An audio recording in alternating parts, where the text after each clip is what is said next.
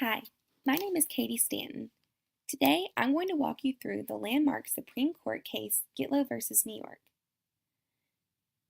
Gitlow v. New York aided in defining specifics for protection of free speech under the First Amendment.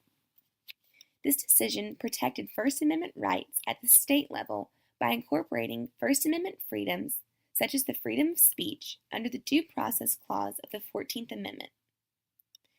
Benjamin Gitlow was a member of the Communist Party and published the Revolutionary Age, a radical newspaper publication. The newspaper included the publication The Left-Wing Manifesto, modeled after Karl Marx's Communist Manifesto. This publication advocated for the violent overthrow of the U.S. government. Gitlow was arrested in November 1919 for his connection to the Revolutionary Age. His encouragement for this violent overthrow of the government violated the New York Criminal Anarchy Law of 1902. Under this law, it is a crime to advocate for the violent overthrow of the government. The case first appeared in the New York District Court in January 1920. Gitlow argued that the Left-Wing Manifesto was an expression of historical analysis rather than an act of practical advocacy. This argument was not found to be valid, and Gitlow was convicted on February 11, 1920. Gitlow was granted an appeal motion on December 13, 1922. The decision was held by the Appellate Division of the Supreme Court, which, unlike many states, is a trial court in New York. The decision was later upheld by the Court of Appeals, the highest court in the state of New York.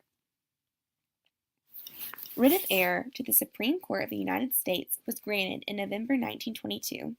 The case began arguments on April 12, 1923, and the Supreme Court upheld his conviction in a 7-2 ruling.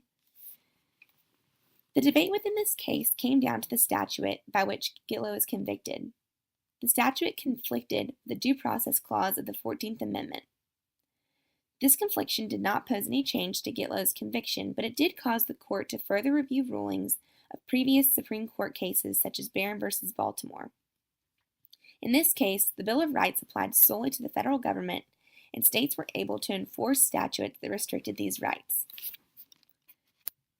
Justice Sanford delivered the opinion of the court and held that the 14th Amendment prohibits states from infringing free speech, but the defendant was properly convicted under New York's criminal anarchy law due to the fact that he was distributing paper that advocated for the violent overthrow of the government. This ruling partially reversed the precedent held in Barron v. Baltimore.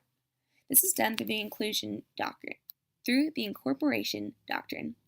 Relying on the Due Process Clause of the 14th Amendment, this doctrine lays out specific rights in the Bill of Rights that are incorporated into the liberties covered in the Due Process Clause. The dissenting opinion of the court was given by Justice Holmes, followed by Justice Brandeis. The opinion stated that the judgment should be reversed.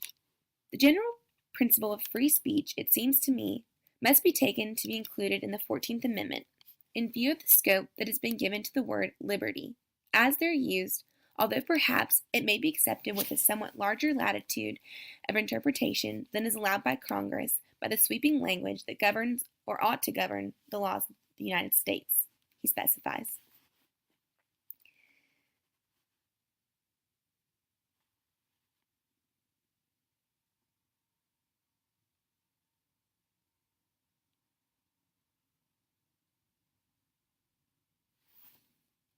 This landmark decision shows that the 14th Amendment to the Constitution has certain limitations on federal government authority set forth in the First Amendment, specifically the provisions protecting freedom of speech and freedom of press to the government of individual states.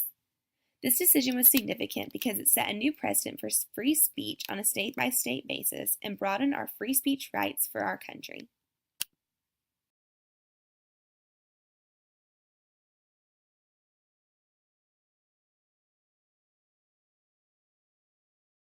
Created using Powtoon.